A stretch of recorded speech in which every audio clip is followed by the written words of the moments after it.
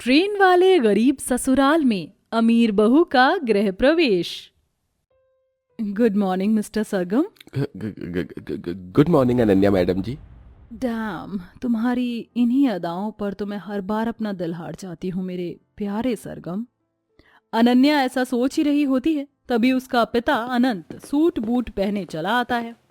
अरे शहजादी से बिटिया आज डैडी के दफ्तर में कैसे? हाँ, just give me 2 minutes Ananya. Sargam, आज हमारी मीटिंग किसके साथ है? सर, आपकी सबसे पहली मीटिंग थोड़ी देर में यानी मिस्टर आडवाणी के साथ है और फिर 4 बजे मिस्टर लिम्बाचिया के साथ दूसरी मीटिंग फिक्स है। मीटिंग फाइल्स मैंने रेडी कर दी है। वेल डन सरगम, अब तुम जा सकते हो। सरगम एक गरीब परिवार से आया था जो कि अनंत की कंपनी में फिलहाल इंटर्नशिप कर रहा था, जिसे अनन्या प्यार कर बैठी थी। बड़ा ही मेहनती लड़का है, गरीब परिवार से आया है।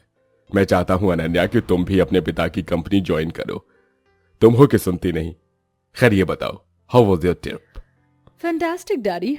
पता है, हम सब ट्रेन से गए थे, पर मुझे ये देखकर बहुत दुख लगा। डैडी, रेलवे स्टेशन पर कई लोग झोपड़ी डालकर रह रहे थे। ये गरीब लोग मेहनत करना ही नहीं चाहते बेटा, तभी तो रेलवे स्टेशन और सड़कों पर झोपड़ी डाल देते हैं। अनन्या के पिता को अपनी अमीरी पर बहुत ही गुरूर था, तो वही अनन्या का दिल बहुत ही नर्म था। गुजरते दिन के साथ अनंत अनन्या की शादी तय कर देता है, पर अनन्या की आंखें गरीब सरगम के साथ के ख्वाब देखा करती थी। अनन्या बेटी। पापा, क्या बात है, आज तो आप बड़े खुश हैं। क्योंकि आज मुझे करोड़ों की डील मिली है बेटी। मैंने तुम्हारी शादी अपने दोस्त के बेटे से तय कर दी है। ये सुनते ही अनन्या की आंखों में से आंसू छलक आते हैं। अनन्या अपने पिता के फैसले के आगे सर झुका देती है। शादी की रस्में शुरू हो जाती हैं और देखते देखते शादी का दिन आ जाता है। दुल्हन के जोड़े में सजी अनन्या रोते हुए कहती है, ऐसा लग रहा है पापा मेरी शादी नहीं कर रहे, बल्कि अपने फायदे के लिए मेरा सौदा करके मुझे मार रहे हैं। नहीं, मैं नहीं करूंगी ये शादी।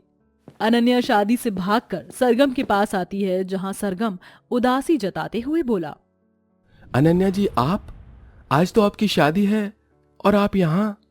सरगम, मैं सिर्फ तुमसे प्यार करती हूँ, मुझे यहाँ से कहीं दूर ले चलो। प्यार तो मैं भी आपसे करता हूँ।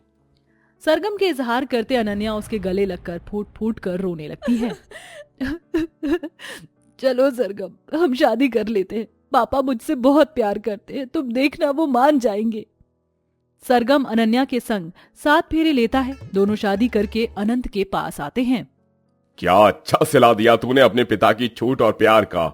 ये बिजनेस मैंने अपने दम पर खड़ा किया था। अगर आज तुमने इस 2% गरीब को चुनकर मेरी नाक कटवा दी है, और तू गरीब के बच्चे, दिखा दी ना अपनी औकात। चले जाओ यहां से। अनंत सरगम को नौकरी से निकाल देता है। अपनी शादी की खबर देने के लिए सरगम अपनी माँ को फोन लगाता है। भैया भी फोन नहीं उठा रहे हैं और भाभी भी नहीं। पता नहीं वहां का क्या समाचार होगा। सुनो, हमें गांव जाना होगा। तो फिर चलो सरगम। दोनों गांव जाने के लिए ट्रेन में बैठ जाते हैं, तो वहीं रेलवे स्टेशन पर एक गरीब लड़की पकौड़े लिए खड़ी थी। तभी अनाउंसमेंट हुई, may I have your attention please. Amritsar के रास्ते दिल्ली से होते हुए गरीब ट्रेन प्लेटफॉर्म नंबर 1 पर आ रही है। ट्रेन आने वाली है, जल्दी से उसमें चढ़ जाऊंगी, पकौड़े बिक जाएंगे। तभी ट्रेन रफ्तार से रेलवे स्टेशन पर आती है। उसके पूरी तरह रुकने से पहले ही वो उसमें चढ़ने लगती है। अरे भाई, इस तरह धक्का मुक्की तो मत करो, थोड़ी जगह दे दो मुझे। अरे ये इंसानों के अंदर जाने की जगह नहीं है, और ये गरीब पकौड़े लिए चली जा रही है। चल हट यहाँ से। ये कहकर वह आदमी उस बेचारी गरीब को गिरा देता है। कविता रोते हुए मिट्टी में से पकौड़े झाड़ कर उठाने लगी। आज तो 1 रुपए की कमाई धमाई नहीं हुई, सब बर्बाद हो गया। इतने में लोग उसके हाथों को कुचल कर जाने लगे। तभी सरगम अनन्या के साथ ट्रेन में से उतरता है और छलकते आंसुओं से कहता है, कविता, तू यहाँ? माँ कहाँ है? भैया, तुम्हारे जाने के बाद हम पर बहुत बुरा वक्त बीता भैया। सरगम अपनी गरीब माँ गोदावरी को स्टेशन की धूल मिट्टी में झाड़ू लगाते देखकर उसके पांव छूता है। प्रणाम माँ। बेटा, तू आ गया। ये सब कैसे हुआ माँ? गोदावरी सरगम को रो रो कर सब बताने लगी। अच्छा माँ, मैं चलता हूँ। जा मेरे बच्चे, अपना नाम बना कर ही आना।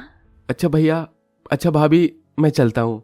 सरगम के बड़े भाई सुबोध की पत्नी जूली बहुत ही मतलबी स्वभाव की थी। सरगम को गए 2 दिन भी नहीं हुए थे कि उसने कलेश मचा दिया। क्योंकि सारी जिंदगी तुम्हारी माँ और बहन का बोझ हम ही ढोते रहेंगे। वो निकम्मा तो पल्ला झाड़ कर शहर चला गया। ये माँ बेटी बैठी बैठी मुफ्त की रोटी तोड़ रही हैं। भाभी, दिन भर तो आप गधी की तरह हमसे काम करवाती हैं। जितने की 2 रोटी नहीं खिलाती उससे बढ़कर ताने देती हैं। तो चली क्यों नहीं जाती? दोनों की दोनों। वैसे भी ये घर मेरे माँ बाप ने दहेज में दिया है, वरना तुम गरीबों की एक ईंट खरीदने की भी औकात नहीं है। चलो निकलो मेरे घर से।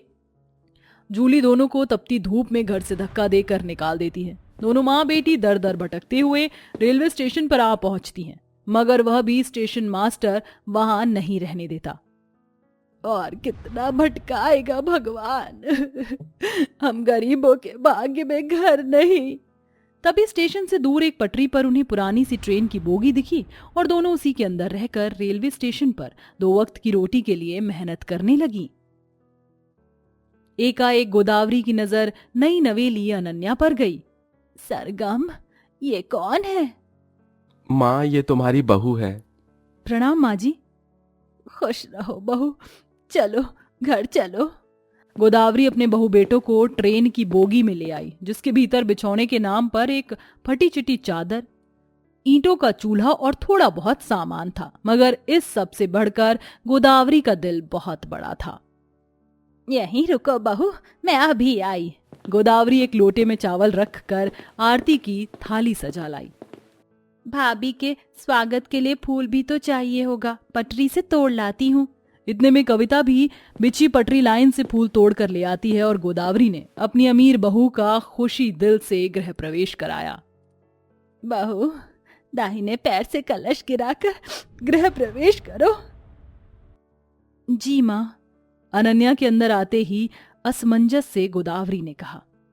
बहू, तुम तो अमीर घर से आई हो। मैं जानती हूँ कि तुम्हारे लिए इस ट्रेन के ससुराल में दिन काटना कठिन होगा, मगर जल्दी ही हम यहाँ से निकलकर एक घर ले लेंगे। माँ जी, मेरे लिए ये ट्रेन ही मेरा ससुराल है, जहाँ मेरा गृह प्रवेश हुआ और जहाँ मैं बहू बनकर आई हूँ।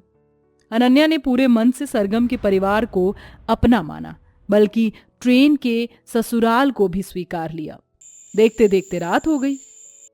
कविता बेटी, जल्दी से चादर झाड़ कर बिछा दे। बहू, तुम इस पर सो जाना। और आप कहाँ सोएंगे माँ जी? तुम मेरी चिंता मत करो बहू, मैं यहीं सो जाऊंगी। हम सब साथ में इसी पर सोएंगे माँ जी। सब हाथ पांव मोड़कर जैसे तैसे साकेती में सो गए। तभी ट्रेन के टूटे खिड़की दरवाजे से मच्छर घुस आते हैं। अब कभी मच्छर तो कभी गर्मी उनकी नींदें उड़ा रही थी। हे भगवान, इस ट्रेन में एकदम आग बरस रहा है। कितना भपका है यहाँ। पापा के घर में मैं मलमल के बिस्तर पर सोती थी, मगर यहाँ बस फटी चिटी चादर है। अगर मैं चाहकर भी अपनी तकलीफ किसी से नहीं जता सकती, नहीं तो सब मेरे लिए परेशान हो जाएंगे। ट्रेन के भपके से वो बेचारी कभी करवट बदलती तो कभी उठ उठ कर बैठती, जिसे देखकर सरगम खुद में लाचार महसूस कर रहा था। जैसे तैसे सुबह हुई। अनन्या, मैं जानता हूँ तुम रात भर सो नहीं पाई। मैं रेलवे स्टेशन पर मजदूरी का काम देखता हूँ। सबसे पहले मुझे तुम सबको यहाँ से निकालना है। सरगम, तुम अकेले नहीं हो। हम सब साथ मिलकर मेहनत करेंगे तो बहुत जल्द सर पर छत आनी संभव होगा। अब अनन्या और उसकी सास, ननद, पति सब जन मिलकर कुछ न कुछ काम करते हैं। गोदावरी स्टेशन की सफाई करती तो ननद कविता समोसे पकौड़े बेचती और सरगम कूली का काम करके सामान उठाता। अनन्या दिन भर ट्रेन की गर्मी में तपकर पकौड़े समोसे बनाकर कविता को देती। उन्हें हर दिन उस ट्रेन में रहकर कठिनाई उठानी पड़ती। धीरे धीरे पैसे जोड़कर पहले तो वो रहने के लिए किराए का घर ले लेते हैं और फिर धीरे धीरे समय के साथ उनकी परिस्थिति हर तरह से सुधर जाती है।